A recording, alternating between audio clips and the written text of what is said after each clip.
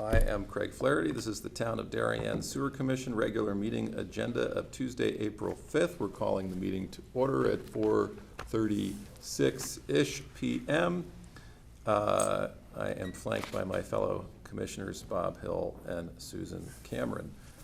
First item on the agenda is to approve the meeting minutes of March 1st, 2022. Of which I think we're going to have some comments. Okay, all right. So on the top section of 2 of 4. Page 2 of 4, top section. We're in the 3, 4. This is just a general one. There's no mention that the lateral is the responsibility of the owner all the way to the main. I think that's something that needs to be mentioned in there. Okay, the lateral is the responsibility of the owner from house to main in the street. Would that be a sentence at the end? It could be. I think it should be in there somewhere. I really didn't find a spot for it. The other thing that's not mentioned in there is the dip that's in the piping. The dip at the stone wall. Yes. Okay. Which I think both of those items are. Material. Yes, and the one about the piping being the responsibility of the owner is just for continuity, saying that every time that it's brought, that a lateral is brought in front of us. Record is clear time after time. How about right after were some problems found? About the dip, is that a good place for mentioning the dip? Yeah, that's, let's see, there were some problems found. Deficiencies found. Well, it says problems, do you want to change problems. the word to deficiency? No, there's another section that says deficiencies. I haven't found the problems, I found deficiencies. It's the top, third row.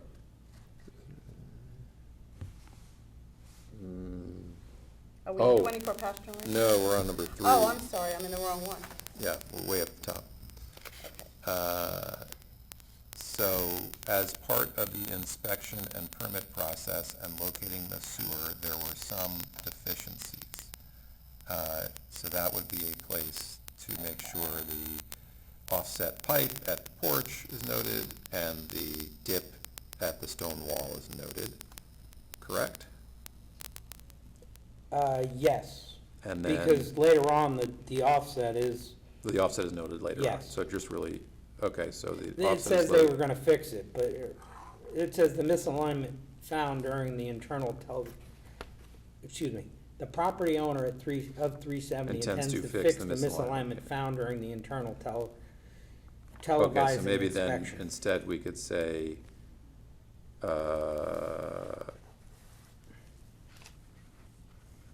I think that's fine, where we talked about after the word deficiencies. Yeah, no, that's, like I said, Including an offset pipe near the porch or the stoop, front stoop, and a dip in the pipe at the stone wall, at the front, something like that. You with me, Darren? yes, oh, Paul Sciatis.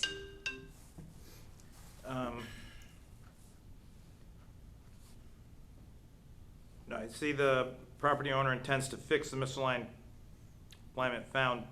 You were in that area, right? I was not there. no, it's You're about not- halfway up. So, Deficiency, something about a deficiency? yeah, let me stop for a second, big picture. Just in general, Yes, how many comments would you say you had on the minutes which you think ought to be corrected? Just in general. 2, 3, 4.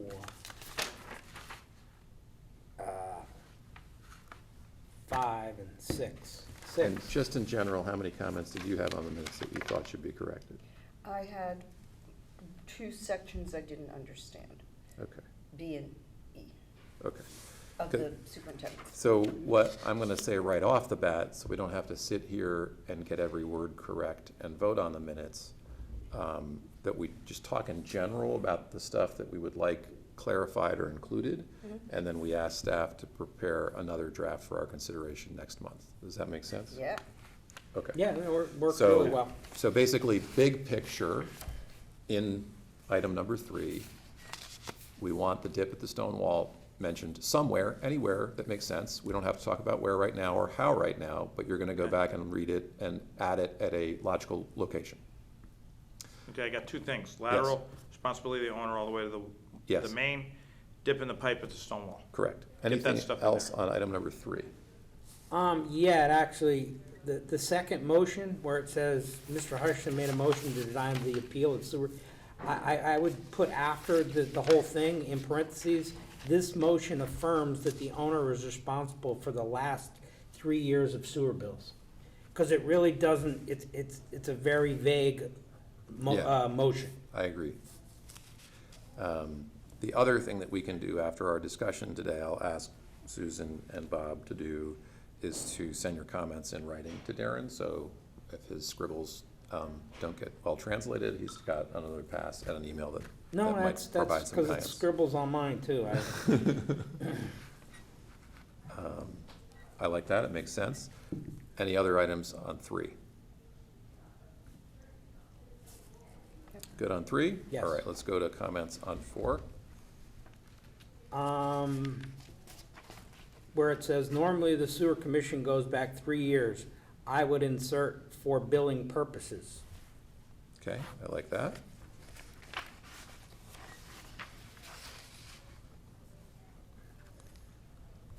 Anything else on item 4? No, I didn't have anything. Okay. No, that's all that's there. Item 5. Any items on that? No, I think today will clarify anything that it might be in question there. Item number 6, any of them comments? Well, that's from the B, I have. superintendent's report, so, I mean, Darren should be able to, You're good, you I didn't don't- have any comments? no, I didn't Well, have any. I don't understand, a plow stake on Stephanie Lane, period. I don't understand what that Oh, is. it's Say that again? Oh, yeah, Plow stake under on Stephanie Lane, period. Oh, yeah. first sentence, 6B. Strike, Oh, that's should not say a complete plow sentence. strike. Oh, I know, There just was like- a Strike. plow strike. There was a plow strike on Okay, Stephanie. now it makes sense, Okay, okay? So- And then also within his, on E, okay. it says northbound onto I-95, right past Penn's building in between I-95. Okay, first of all, I don't believe it was Penny's building, Oh, Penny's. but I also don't believe we should make reference to people's buildings because it's not gonna be that in perpetuity. So it should be referenced as exit 11, adjacent to 1292 Post Road, which is the address for that building. Exit 11, Adjacent adjacent to to 1292 Post Road. 1292 Post Road. And then And then there is whole- a section of sewer there. the context is from the superintendent's report, so they should be able to clarify what they were trying to, Yeah, get so across. I agree, this seems like software that was converting human speech to typed form, and whereas it might have been familiar in the context in which it was spoken, it loses something in black and white translation, so maybe just take a look at E and Is a dead giveaway. yeah, rewrite it for clarity. Those were my only 2 things. Okay, does that make sense? Yeah, it's all messed up. Yeah. We gotta fix that. There you go, that would yeah, be and the then, much more succinct way of saying it. That doesn't make any sense, and we'll take Penny's name out of it, Yeah, okay, or Penn's name out of it. yeah. Anything under item 7 that should be corrected? there was one other thing in new business where I made the motion and it was, and I don't know who seconded it, and it was passed, but it was to have 147 Woodway camera their line and submit an as-built Oh, yeah. for the line, What was the purpose of going into new business? for that. Yeah, 147 would. And to talk about larger projects. We did. Okay. So the purpose of new business should be noted. You clear on that, Darren? Well, it was just to go into new business, Yeah, that motion. we went into new business, we actually didn't do any new business. But We the- did, because the 147 Woodway, I kept under new business. Yes, but we didn't pass any motions under new business. Yes. No, we passed we passed to We stay passed a the motion to course go in. and asked them to camera and submit an as-built. Okay, well, that's not included here, that needs to be added then. Oh, no, I know that, I have that written Okay. down right here. Okay. So, that's the edit that you're talking about. Yes, If you that's, made a motion under new business, that ought to be here, right? I'm, Okay. and that's why the video needs to be rechecked, because my memory is only so good, so I think I'm remembering everything we did in new business, but I'm sure you are. You were the one no, who don't went. be, I'm trusting it, but we'll check it. I would appreciate that. There was a second item related to 147 Woodway under new business that's not noted. Does that be fair to say? Under new business, Yeah. no, I believe that the cameraing and the as-built were the two things that Yeah. were in the motion, and I believe that's all that was in the new business that we had a motion for. Okay. And then we asked, like it was, that the discussion about standalone projects be included in this month's agenda. Yep.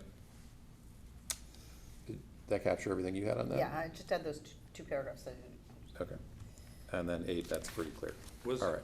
was there a second motion made under new business for the? No, it was just Just we an talked ask. about it. It was just an ask Okay. to add the, Add both items under new Got it. business. To add So the- it's on the agenda now? Yes. yes. Okay, got it. Okay, so we will, can I get a motion to table a vote on the minutes? I will make such motion. And I'll second it. All those in favor? All right, okay, we're gonna see another draft of the minutes at the next meeting. Next item up on, the agenda are sewer user fee appeals, discussion and action. We're gonna start, depending on attendance, with 8 Holly Lane, John, and Huming Gannon. All right, if you would come to the podium and give us your name and your address and the nature of your appeal. John Gannon, 8 Holly Lane. We're appealing a $4,000 sewage bill for a house that we have not occupied in over 16 months. Who used all that water in March? A burst pipe. Ah, okay. This does happen. Darren, is there a disconnect form? They never disconnected with us. However, in the package here, there's pictures of the pipe. No, I saw that, I'm just asking, I mean, there is a process, that's why I'm asking What- if there's what a is- disconnect. Yeah, Form. what is more usual is when somebody raises their house, the first thing they do before they can get a demo permit is to come to us, get a cap off, and when we tell the building department that the cap off has been performed properly with the permit and everything, then the building department will go ahead and release the demolition permit. In this particular case, it wasn't on our radar. Nobody ever asked us to look at a cap off. It turns out that the building department did see it, and they were nice enough to take pictures and Yeah, yeah. give it to us. So, Look, No, I saw it, I'm just asking what. well, it's I didn't see a interesting, form, so- this is Raise, R-A-I-S-E, not Raise, R-A-Z-E. I will let Mr. Vitti know, our chief building inspector. Well, judging by that picture. So it may be, I'm sorry, I didn't mean to interrupt. That's I just okay, wanted go to- for may be a unique case. All right, I think we get it. Clarify. Yeah. You were not hooked up to the sewer. You were charged a bunch by the water company because in fact you were using water through the burst pipe, but none of the water coming out of the burst pipe ended up in the sewer. Thereby, it didn't cost us any money to convey or treat. Thereby, it seems reasonable to grant an appeal. What do my fellow commissioners think? I don't know, maybe I'm sounding like the hard ass, but Not yet. You've got a chance here to go either Okay. way. I have no problem with him paying, with us, changing away from the $4,000. But I think because they didn't do the disconnect form, I do believe they owe the Well, minimum. but here's my question. If they're reusing the foundation and they're reusing the lateral, were they like, Okay. did they officially disconnect in the normal way that we see disconnects at the property boundary? Then if they didn't, then if they didn't actually disconnect, then they owe the minimum. Oh, sure. Yeah, I'm fine with that. That's all I'm saying, which Okay. is 200 and some odd dollars as opposed to, it's 4,000. basically 4,000 less than what you're, But just for the record, the process of disconnecting, not disconnecting was managed through my builder and Anthony? Tacone? Yeah, that would Yeah. most likely be. He wouldn't know about it because, you didn't need a permit from us because you weren't working outside of the building That's envelope. what my So contractor therefore, said. there was no disconnect because it was being elevated, not Because demolished. he's been flooded, Yep. he's picking up his house. Yep. He's reusing the foundation. Okay, so Bob, would you like to make a motion? and I appreciate that. So It's just to stay constant with the way we. No, he stayed we- connected, so he pays the minimum charge. I'm Make a motion. explaining. So my motion is for the minimum charge, I believe it's, I don't. have it. 270, 280, 200 and change. and all. Yes, but it's just to stay consistent with what I we've don't done in the past. Why? Because there's no water going down the drain. We're not paying for anything, so we're doing it just to hold its place in line. Anybody that is connected in the sewer, even if they use very minimal or zero water, pays at least a minimum charge for the benefit of being attached to That's the what I'm sewer. saying. So, Yes, okay, to correct. hold its place. Okay. Yep. All right, I get it now. Okay. So we have a motion on the floor to grant the appeal down to the minimum charge. Do I have a second? I'll second. Okay, any further discussion on the motion? All those in favor? All right, appeal is granted. Perfect. You're all set. You get a new bill. You probably from- should, if you paid half of it, you probably should get a rebate. Oh, if you Yeah, could. we paid the first Yeah, half. Yeah. like I said, You it's did? like two, Okay, yeah. We yeah. didn't, bill came in, we paid the bill. Yeah. Second bill came in, we cross-referenced it to our current house and we're like, This doesn't make this sense. doesn't make sense. Yeah, okay. Thank you very much for your time, sir. Okay, that's Probably get it. some money back. Why follow up with? You don't have to do anything. Nothing? I'm gonna tell Penny, Okay. we'll take care of it. Thank you all. Thank you. thank Have a you. good day. All right, item number, now I don't see anybody else on the appeals list here. So Darren, you're gonna tell me whether or not these are easy, and whether or I not think we they'll should go proceed. quickly. If Okay. you wanna just dispense Okay. with them, or? 3B, 27 Crimmins Road, Brian and Lisa Valentine. House hasn't been occupied.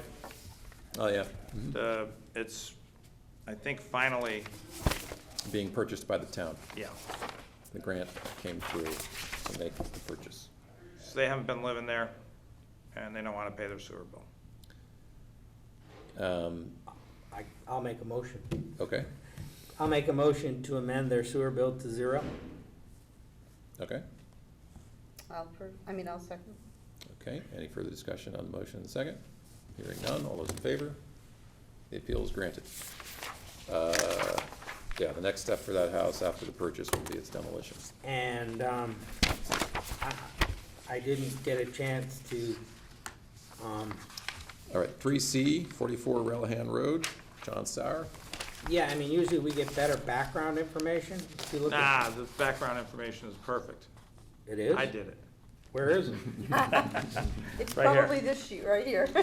Huh? Look for that spreadsheet. This one that I looks probably like didn't walk, I probably need to walk you through it a little This is bit. what I got.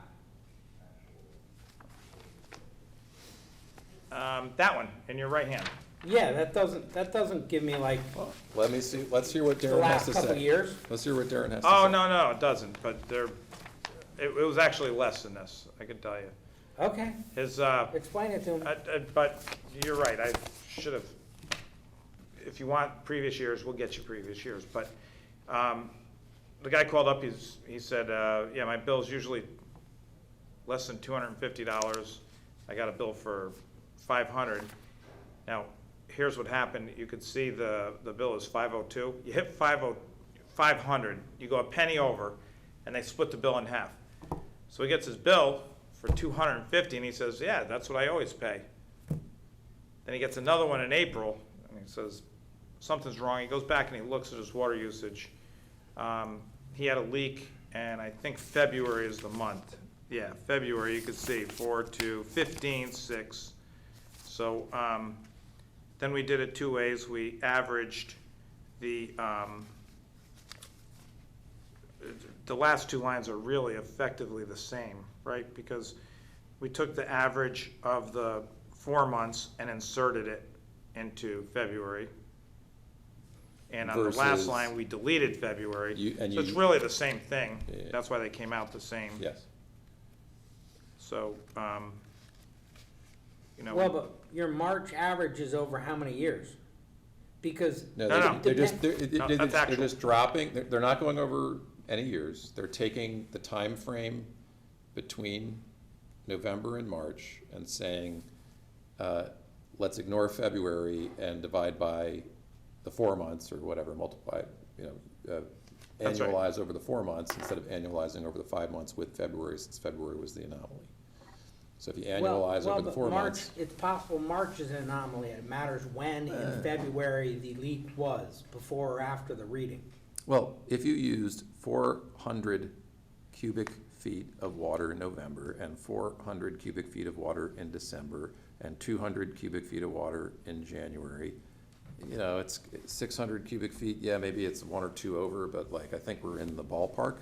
Oh, I mean, What 1 or 2, what's 1 or 2 gonna do? Yeah, he's just looking for February. He told me, I all right, pestered him. I'm just looking for February. I pestered him for some plumbing bills. The commission really likes to show that you were proactive. And he said, I paid a guy cash. He was there the next day when I figured it out, and it happened in February. It was fixed in February. So But yes, the water bill might have been from February Could have 22nd been. to March 22nd, blah, blah, blah, but can we just dispense of it because it's close enough?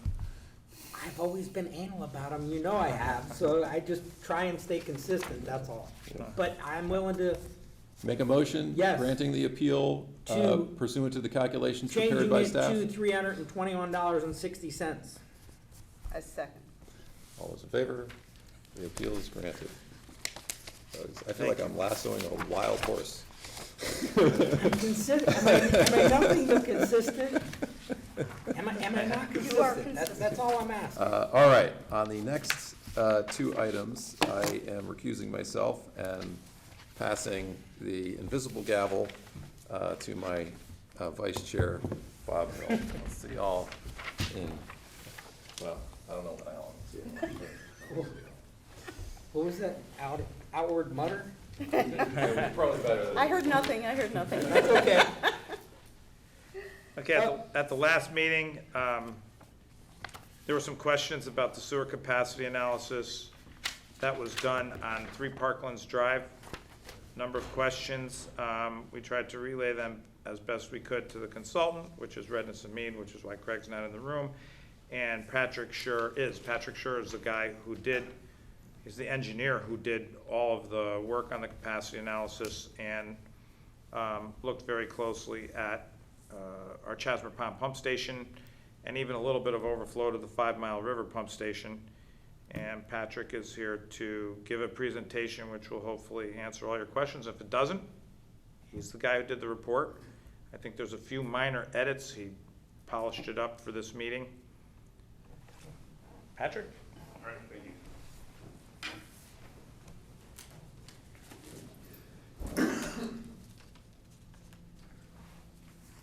I just, Pass those out? yeah, How many you got? I brought 7, so I guess you'll have some We'll extras have for. one for Mr. Wolf.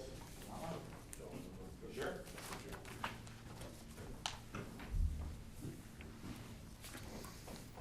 Thank you.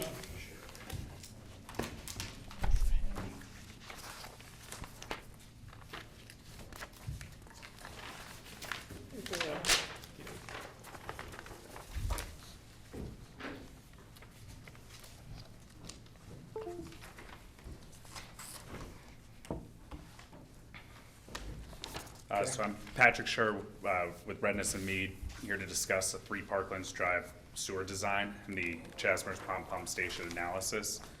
I'm just gonna go along with this presentation that I gave you, and I'm just gonna move through the calculation process to kind of help explain where we were coming from with it, and then hopefully answer any questions that are still outstanding. So when we were tasked with studying the Chatsworth pump station, we gave ourselves two goals. It was to first confirm that the conveyance capacity of the gravity main is adequate, while also assessing the capacity of the Chatsworth pump station. Ed had asked us to consider all future development within the sewer shed, so that included an additional, well, currently there's 153 sewers connected within the, or residences connected within the sewer shed, and 232 total single-family residences within the sewer shed. So we did the analysis assuming that all residences will be connected at one point. We were provided with Aquarion's anonymized water data to get a good idea of what the consumption is per single-family residence. The consumption data covered 152 residences and gave us a consumption per residence of 216.7 gallons per day. So we were able to use that applied to the total 232 residences and calculate a average daily flow for all single-family residences within the sewer shed. So that came out to 50,278 gallons per day. In addition to the single-family residences, we then took a look at both 1 and 3 Parklands Drive and 26 East Lane, because they represented all other developments within the sewer shed itself. With all 3 of those, we used the Connecticut Health Code standard of 150 gallons per day per bedroom, and that standard assumes that there are 2 occupants per bedroom.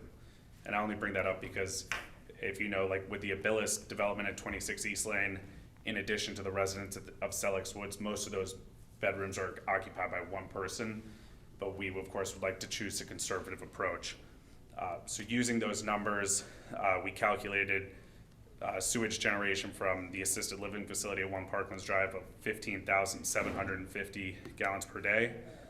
Within the new proposed development at 3 Parklands Drive, we have 85 bedrooms across 60 apartments, which at 150 gallons per day per bedroom came out to 12,750 gallons per day. And the Abilis development at 26 East Lane had 12 bedrooms at 150 gallons per day for 1,800 gallons per day. So the total flow generated by these non-single family residence properties was 30,300 gallons per day. And I'd just like to point out that for our 3 Parklands Drive development, with 12,750 gallons per day over the 60 apartments, we're basically getting a number that's consistent with the single family residence generation from the Aquarion water usage data. So it just shows that, again, we're taking a conservative approach to assume that each apartment within our proposed development is consuming the same amount of water as all the single family residences within the sewer shed as well, or at least shows that it's consistent with what the data shows. Okay. So at that point, we have the total flows tributary to the Chatsworth pump station from the properties within the sewer shed. And what we had to do was take this average daily flow value and get it up to the peaking value, which aligns with that 7 a.m., 7 p.m. peaking time. And so what we did was we used the standard. Could I stop you for 1 minute? Yes, of course. All right. Now, you're using a peaking factor, but unless memory fails me, both the residence and this new apartment building are gonna have a holding tank, which when the high level kicks in, is gonna start pumping. Mm-hmm. So it's gonna be significantly different than a home would be, because you're gonna have a slug of water when that kicks on. Mm-hmm. Do you know what those 2 slugs of water are for those 2 holding tanks? So for our pump chamber on site for 3 Parklands Drive, that was actually, Darren had mentioned we caught an error with our report, and we have decreased the size of that pump. So we have a pump well that holds, I've got the number that. Because, I mean, I'm No. correct in saying it makes it different than a residence, because in a residence, you're gonna get the shower running, it's gonna trickle down, you may flush the toilet, you may run the sink. Yes. But here, a relatively large pump is gonna kick in and start you know, making a stream down, more than a stream down the pipe. Yeah, and our pipe, our pump, the proposed pump that we've switched into is sized to, basically what we do, standard practice is size our pump discharge rate to be consistent with that peak flow that we calculate for the project. Our hope is we don't want to oversize the pump to pump at a faster rate than water will ever be getting to it. So I chose a pump based off of the peak flow calculated for 1 Parkland or 3 Parklands Drive. So you downgraded it from the 79 you had? Yes, sir. It was way oversized, and we found that I'd accidentally taken the number for 1 and 3 Parklands Drive and used that as my base for discharge rate, and I chose a pump that was grossly oversized. Okay, and just so, because I didn't get a chance to get a magnifying glass out to look at this, but there's a holding tank for 1 and for 3? Yes, sir. Just a standard pump chamber. So it's the way we size it is the pump is submerged. Oh, it's just a pump chamber, it's not a very big tank. Yeah, we're not doing any attenuation. So basically our pump chamber has 1.5 feet between the floats. So it's a 6 foot internal diameter, Okay. just wet or manhole. And so the pump's submerged. And so the on float kicks on, and 1.5 feet above that, the off switch kicks off. So it's just a standard cycle to achieve the, right now, so if you were to just cut the flow in, we pump in one cycle 317 gallons at 37 GPM, and we're actually pumping at a lower discharge rate than the existing pump for the building. So even though we're generating more flow due to the apartment use, their pump was oversized for the use, Okay, so. just so I'm in the industry. Yeah. I actually run a sewage treatment plant, so. Oh, okay, sorry, Just sorry about that. No, just so you know, I'm not asking these questions out of the blue. Oh, no. And I've been out there and been the person in the field and seen this stuff, so Okay. that's why I'm asking the question. Okay, yeah, so neither of these properties are designed with any like specific attenuation tanks or holding tanks. It's just standard manholes, Okay. pump No, chambers. I really like that answer. Okay, and so that's where we felt the peaking factor of 4 is pretty conservative. If we didn't design the one for 1 Parklands, but ours is designed to really get in line with that peaking factor of 4 generated by the 3 Parklands Drive. And the 4 itself is somewhat conservative. If you turn to the next slide, you'll see this table is pulled from it's a 10-state standard, which is consistent with how much of the sewerage design is what is used. And so the peaking factor is a product of the population within the sewer shed. The larger the population is just, the more likely that you have people flushing toilets at different times, taking showers at different times. So the larger the sewer shed in population, the smaller the peaking factor, just because there's more variability, the network itself is longer. So with a conservative number of 4 used, that's basically consistent with a population of 400 people to the sewer shed. And I did just a rough calculation using 3 residents per house and then 1 per apartment building, and that gave us about a population closer to 921, which would give us a peaking factor of 3.8. So if we wanted to dig in, we could probably get a lower peaking factor based off of the population, but we just chose to go with the more conservative 4. And so using that peaking factor, the single-family residences plus the other uses within the sewer shed generate an average daily flow of 56 gallons per minute. Then with the 4 applied, that equates to 224 gallons per minute at those peak hours. And we actually did then go check the Arcadis study to see how consistent our peaking factor, or our peaking factor was with what was actually observed in the field. So Arcadis had flow monitoring between March 30th and May 24th in 2020. And for the 5 Mile River sewer shed, they had an average daily flow of 138,804 gallons per day and a peak hourly flow of 283,000 gallons per day, which is a calculated peaking factor of 2.03. And then Darren provided the raw data, and we were able to take a look at at a much shorter time period. So the flow monitoring was also done in 5-minute increments. And so the highest 5-minute peak flow during that monitoring period equated to a peaking factor of 3.3. So it's still well below 4, but we are dealing with a larger sewer shed, but it helped confirm our assumptions. Do you understand that, Susan? No. Okay. But As- but I always like to go back and watch it again, especially when Okay. you're talking lots of math. I'm not a math person. But as someone in the middle who, where the average, when you're on the, where it says peaking factor, the average daily flow is the actual flow. When he says the peak hourly flow, it's a instantaneous flow extrapolated for a day. So it's, the flow is higher, so if you were to do that flow all day long, then it would be the 283,000. The actual flow would be the 138,804.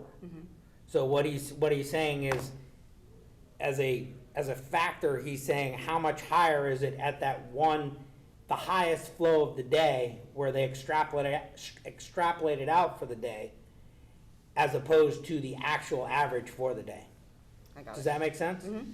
I'm always trying to equate this to the stormwater stuff that I've accumulated over my lifetime. It's the way it would, the average daily flow is, everything is Right. analyzed with 150 gallons per day per bedroom. Those are all average daily flows. But then, from your guys' perspective, it's all about those peak numbers. That's when everything starts to back up capacity-wise. So we then apply that peak, which is like the 25-year storm or something like Right. that, a much more significant flow, just to make sure that the capacity is still there in these 7 a.m., 7 p.m. perfect storms of everyone taking showers at the same time. And even though that won't be sustained, that's what we always want to make sure. Halftime. If I could give it a shot Oh, without that's a math. whole different world, halftime of the Super Bowl. Oh, yeah. I'd like to try without math. If you picture somebody flushing a toilet on Mansfield Avenue up by Pembroke, for example, and they do that at 7 o'clock, like somebody out here, those two are not going to meet. Right. So that's what he means by how many people are connected. You are so far away. Our Stony Brook pump station runs 24 hours a day, and we do see peaks, but the peak is for a sewer shed that big is nowhere near what it would be for a Chasmer pump station, where there's small, everybody's close to it. So you flush the toilet there, if everybody flushes the toilet at 7, it's all gonna meet up and at the confluence of. Less distance to travel. What's that? Less distance to travel. They're all just close by. Yeah, the distance that it travels. Okay. Yeah. And it's more likely that with a smaller population, you just get less variability. So when you've got a much larger sewer shed, it's just more likely that more people are out of town or more people are at work, and Exactly. you're less likely to get that 4x jump at a certain time of day due to how far the houses are apart or how many people are not flushing. But when you get those smaller ones, it's just more likely that you might get this perfect storm of, if you have 300 houses as opposed to 3,000 houses, it's just more likely you could get this peak charge, because there's just law of averages. It's almost more likely that those select people might line up that way. So with that, we got our peak flow generated within the sewer shed. And so we also wanted to look at the infiltration and inflow. And so we use the Arcadis report for all of that information. Arcadis did determine so we chose the Chasmer's pump station because it was within 1.1 miles of our property. It was it was a good study area to see how we would influence it. And but we did have to reference the 5-mile road sewer shed, because that's what Arcadis used as a study point in their report that they put together. And so we just used that to get some average numbers to be able to calculate inflow and infiltration within our study point. And so they calculate an average groundwater infiltration rate of 641 gallons per day per inch diameter of mile. So it basically equates, so we added up how many linear miles of 8-inch pipe, how many miles of 12-inch pipe there were within the sewer shed, and then use their 641 calculated value to then calculate the average daily groundwater infiltration, which came out to about 13 gallons per minute per day. And so those numbers were established during the wet season, since they did do their study between March and May.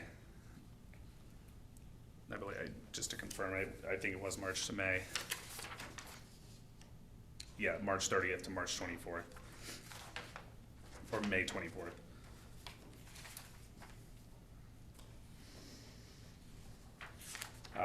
In addition to the infiltration, we then calculated the rainwater inflow.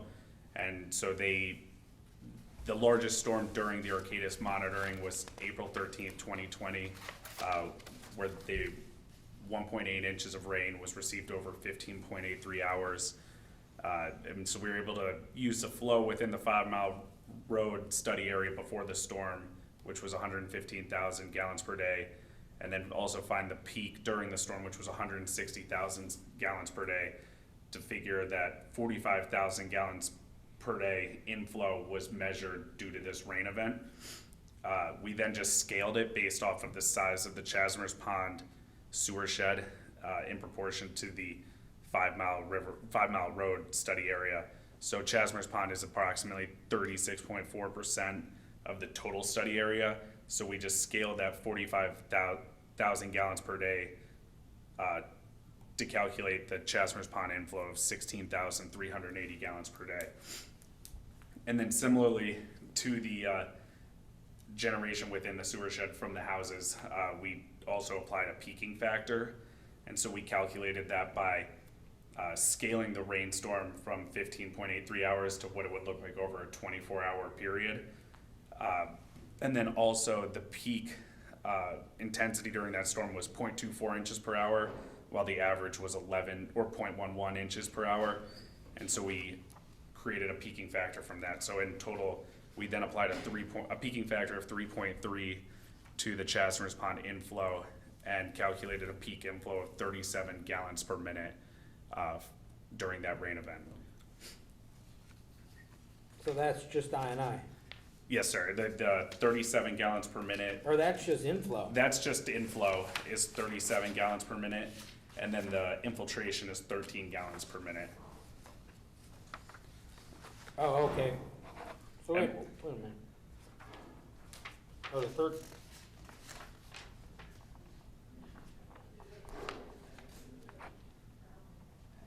Oh, so the 13 is is this. The groundwater, That's yes. infiltration. Inflow, you're saying for that hole is only 37 gallons per minute. Okay. Well, he's using the Arcadis study, No, Right. I'm not saying which is a that- different area, and we know we have problems. We went looking for the bad areas near wetlands, so Well, but that's one sump pump out of 253 houses running. oh, you're It's saying it's low. 37 I gallons thought you were per saying it minute. was Oh, it's really low. okay. That's one sump pump. Some pumps will do, more than 37 gallons per minute on an 1.5-inch pipe. Well, so, I mean, I'm just looking at it logically. Oh, no, I'm I not understand. arguing the numbers. Yeah. I'm- if this helps, I mean, Arcadis did note that the 5 Mile Road sewer shed was not considered high infiltration and wasn't earmarked for any additional work. So it was one of the lower study areas. So there were no remediation projects proposed in their report for this area. So it was one of the lower inflow and infiltration areas. No, well, it's not the infiltration, it's the inflow that's more that piques my interest, because, like I said, 37 gallons per minute is one sump pump out of the 253 houses is running for 1 minute. Mhm. I would tend to believe that's a little off. Mhm. I mean, just Wakeman there is a little wet back in there, and Circle Road is wet back in there, and I mean, all these houses have basements. We don't build on grade slab houses in Darien, so Yeah. 9-foot basements. 9-foot basements. I have a 9-foot basement, so we can't argue. Oh, okay. Well, we sure hope they're not going into the sewer, but we'll be looking into that. No, I'm just saying things out loud. I'm not Yeah. questioning your study, I'm just, No, I understand. And again, it is, our numbers were just, what they did measure was only for the entire 5-mile road sewer shed this represents 36% of it. So we're talking the whole sewer shed itself that encompasses all of the 5-mile road area. This only represents 1/3 of it. So if that's one house, then their flow monitoring that they had in place only measured 3 houses running sump pumps, which would seem low. So the final point is, so we then added up those 3 peak flows together. You had 224 gallons per minute for the domestic, 13 for the groundwater, and 37 for the rainwater, which the total future peak flow tributary to the Chasmers Pond pump station is 274 gallons per minute. We did evaluate the Chasmers Pond pump capacity. With a single pump, it's 280 gallons per minute, dual pump 390 gallons per minute. So our total future peak flow is within the capacity of the single pump. So under existing conditions and future conditions, the flow rate leaving that pump station will be 280 gallons per minute. So you won't see an increase in the peak flow rate leaving the Chasmers Pond pump station and reaching the 5-mile road sewer shed. Okay, so I'm missing something. I can remember that the last report said 279 under 280. So we're down 5, but your pump went down 37 gallons per minute. So Well, and where did we change numbers? So the pump going down is not reflected in this report at all because we did all the calculations independent of what the pumps are. Okay. So the 274 has been consistent with what was shown in the report. I thought it was 279 in this report.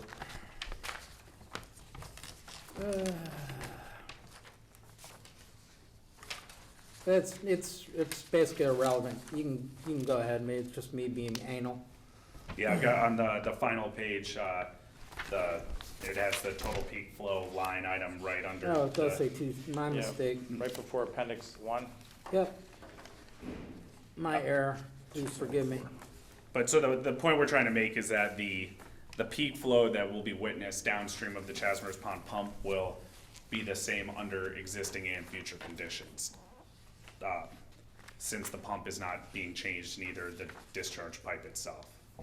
So it will run longer due to the increased tributary volume, but it will not change the discharge rate, which the standard evaluation mechanism for the sewer shed is capacity, so peak flow rates itself. So we've done the whole analysis in terms of gallons per minute, and we're not changing the gallons per minute outside of the sewer, out of the Chasmers Pond pump station sewer shed itself. The pump itself is remaining the same. So you're not changing the peak flow, you're just changing the volume? Yes, ma'am. We are, so we have more apartments. Our property itself generates more volume or gallons per day. But the sewer, if you could think of it in terms of stormwater, in that thought process, it's like a controlled outlet. So this pump is sized well enough to handle all the increase in peak flow from our site, but then also assuming every single site within the sewer shed is also connected to it. So that pump has the capacity to handle it, and it will be pumping at the same rate that it does today because it always will pump at 280 gallons per minute, no matter how much is tributary to it. So we are within the capacity, and so downstream won't witness any change in the discharge rate from the pump itself.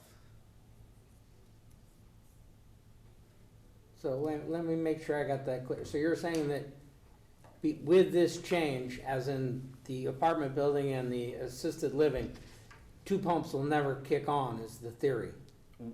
Based off of the analysis that we're using, which is the standard, yes. I agree with your number. I'm just clarifying it for Yes, everyone who's out there and myself. the dual pump should not kick on based off of our analysis. And we believe that we've studied every possible tributary source and also been conservative in each one of those assessments.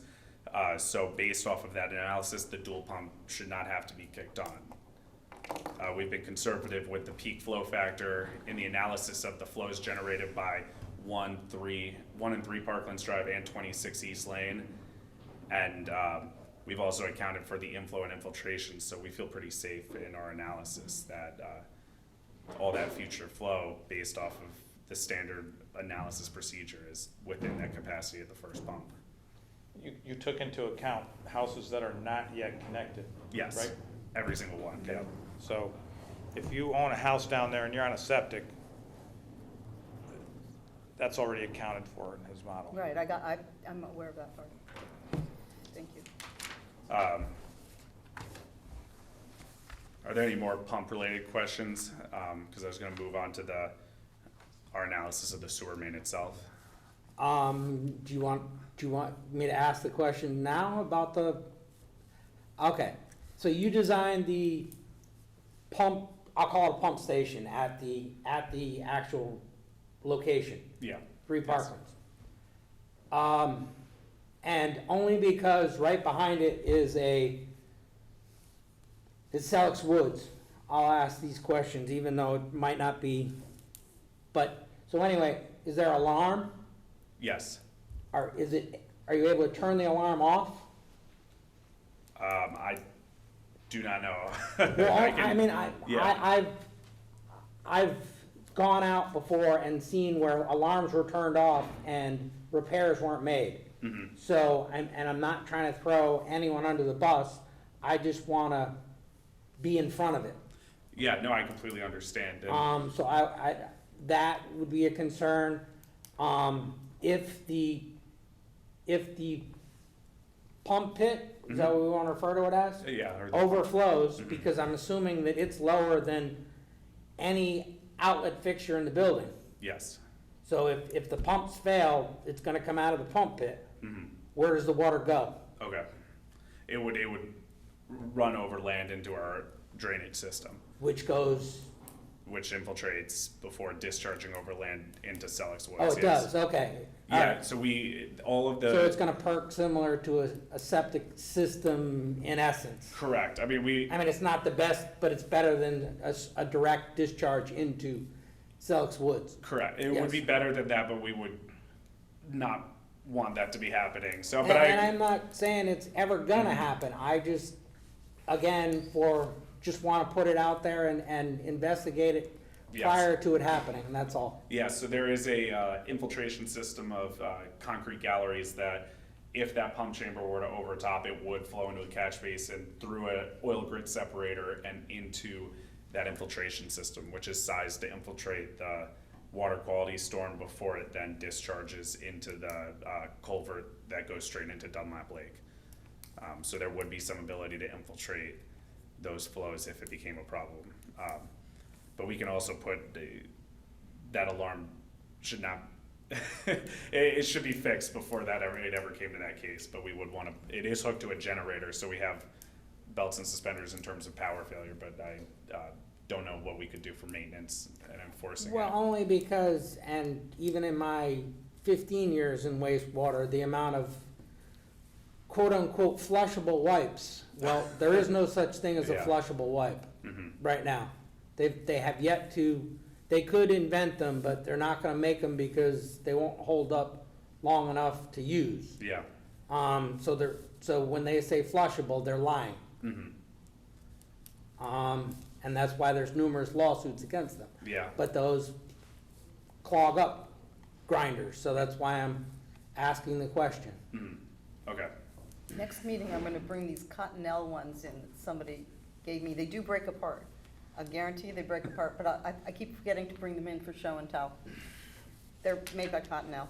They're new. And then my other question is,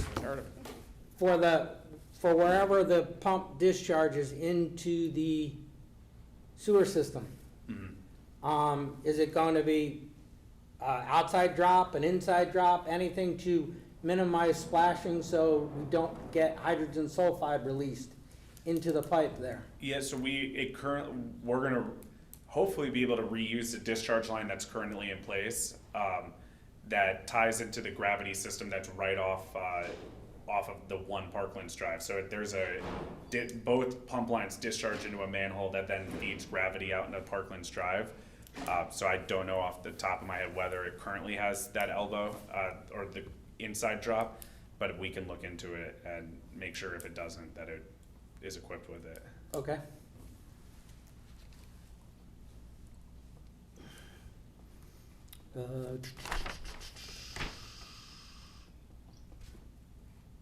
Yep, I'm good. Okay. Thank you.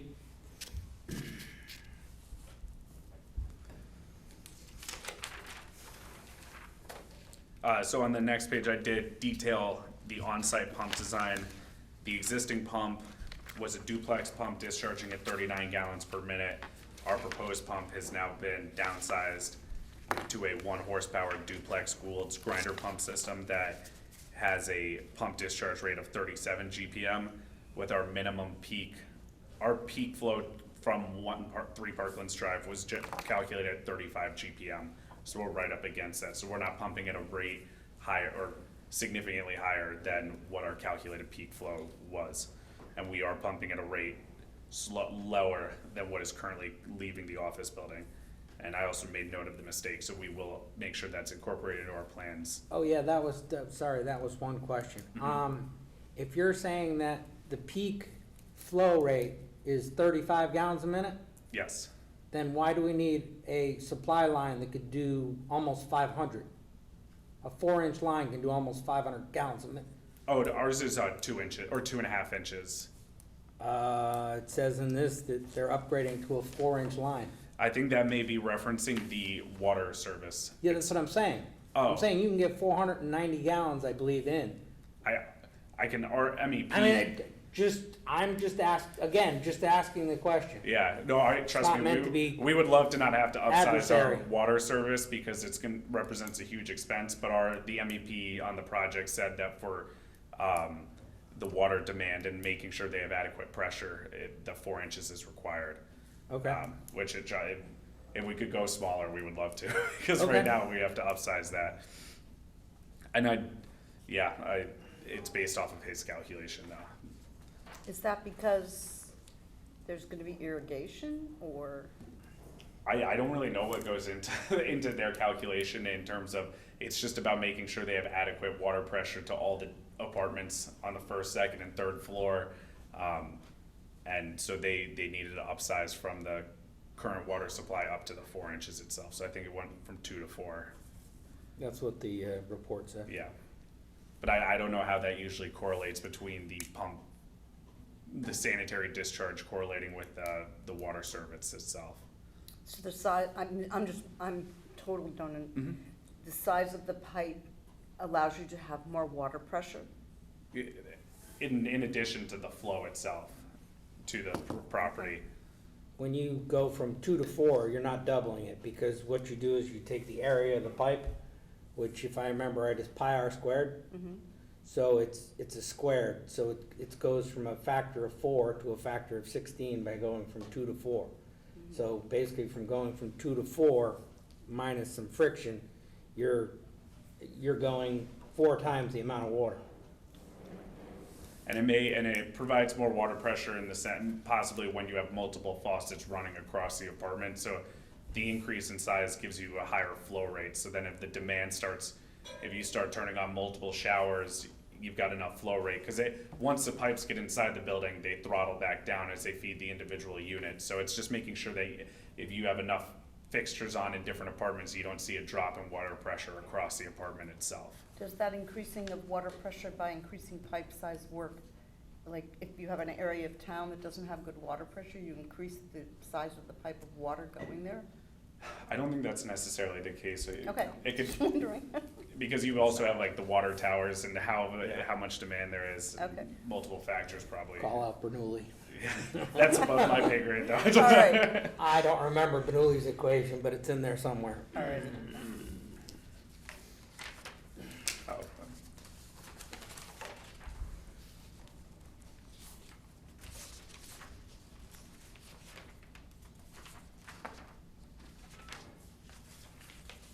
I do think I missed a page with the, Probably my fault, I've oh no. thrown with you the, for a loop, sorry. I just come it from a different perspective, that's all. oh yeah. No. Summary? Oh, yeah, sorry, yes, step 7, We're yes. summary, right? Yeah, I guess, well, I did skip step 7, which was confirm the capacity in the sewer main.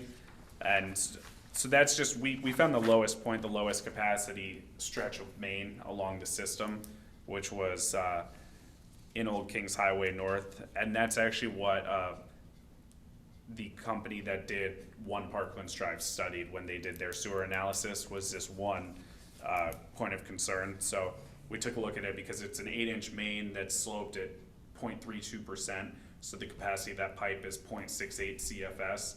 And we just want to make sure that the increase in flow from our project didn't compromise that capacity.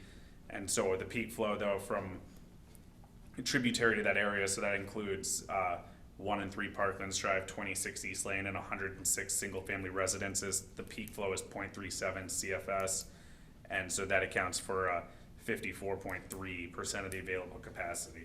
So it is an increase over existing conditions by 8.4%, but we're by no means using up all the capacity in that pipe. And so the pipe still has 55 or 45% of available capacity after our development.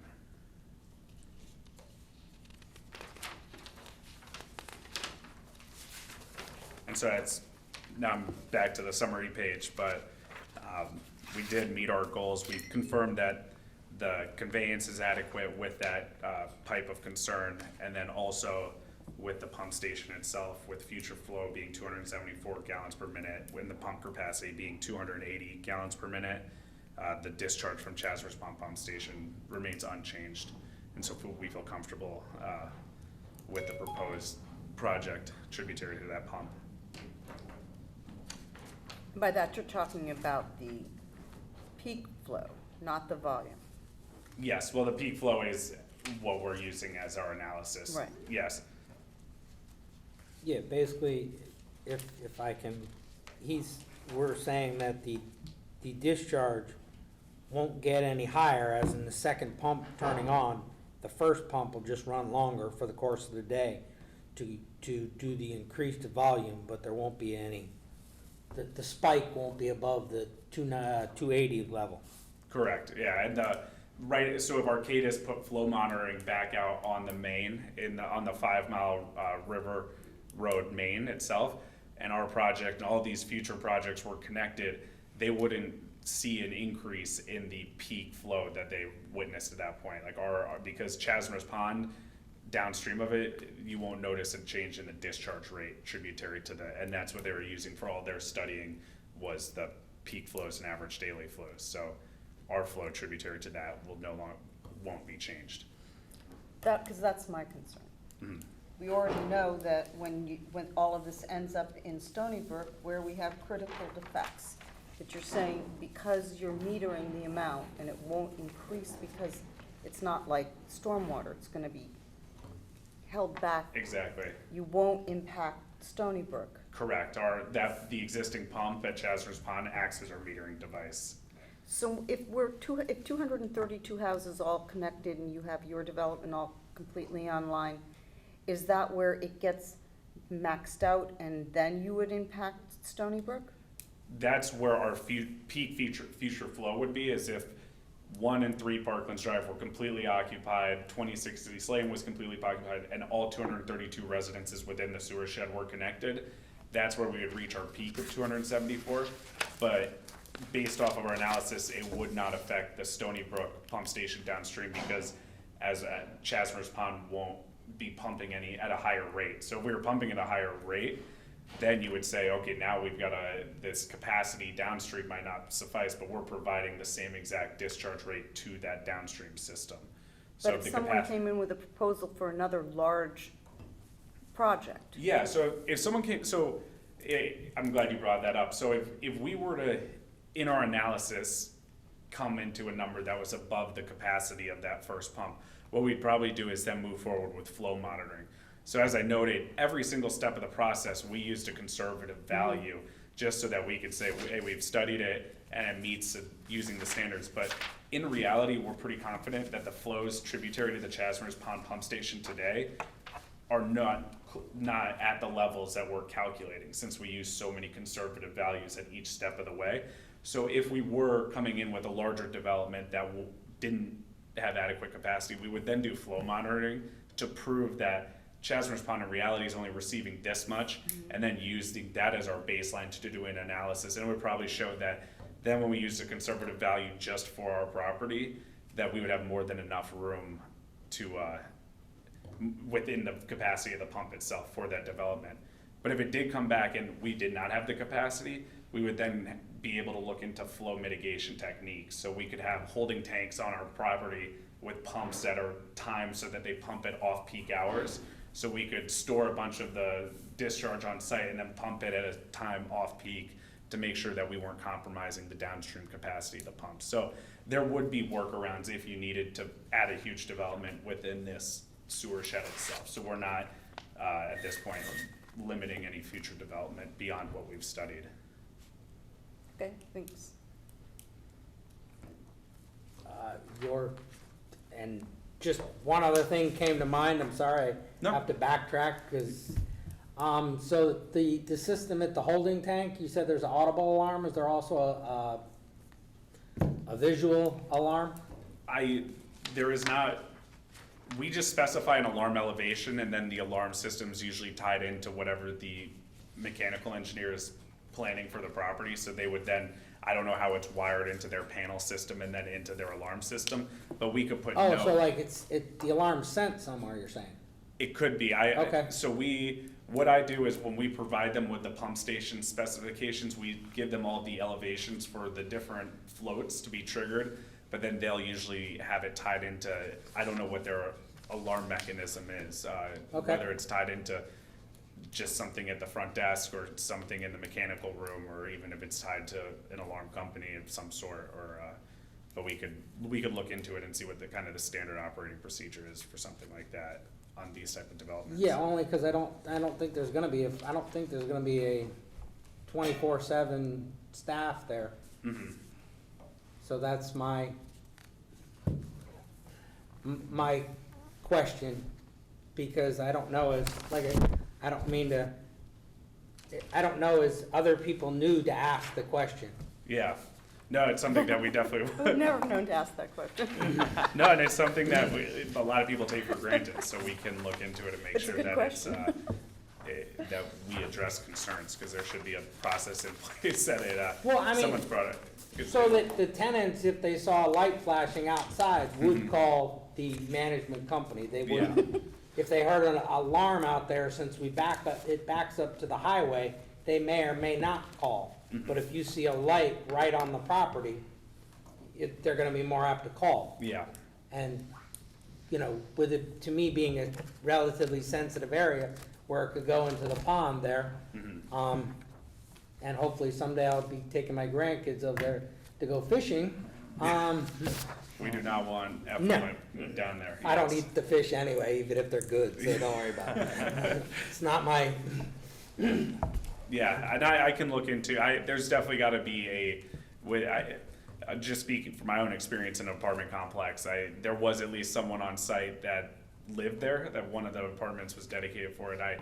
We actually did have a sewer backup, and I accidentally walked into all the guys down there pumping it out and taking care of it, so I assume that there's gotta be some sort of warning mechanism, but I can, look into what that would be and how it's alerted to who, okay, yeah. thank you. I think all my questions are, No, I just had those big picture questions. Thank you. Great, thank you very much. And thank you for coming back Thank you and for putting up with flying.